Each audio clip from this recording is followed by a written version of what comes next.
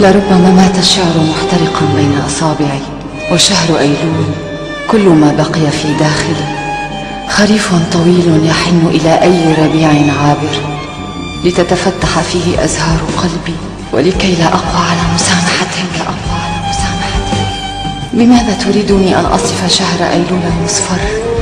قد يكون جنين حلم لا يستطيع أن يقتات من مشيمتي فيكبر، وأعرف أني أحبك كقصيدة شعر أو كصوت أغنيتي، أو ربما لأني أردت من العصافير يوما أن تغني لحنا آخر، لحنا يطول حينا ويطول أبدا لكي أكون أنا وتكون أنت.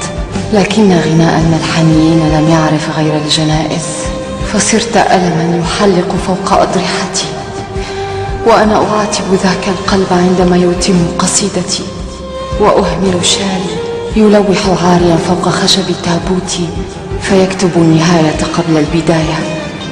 تذكر يوما من أيلول وكل أيلول، كيف كنت الأولى في الرقص وفي الصلاة أمامك كأوراق الخريف، والآن أستحي وأنا عارية من ذاك الحب، ويسألني شعري عن أصابعك، فأسأل الوقت مغفرة علي أودع صورتك في صدري وليل جسمي.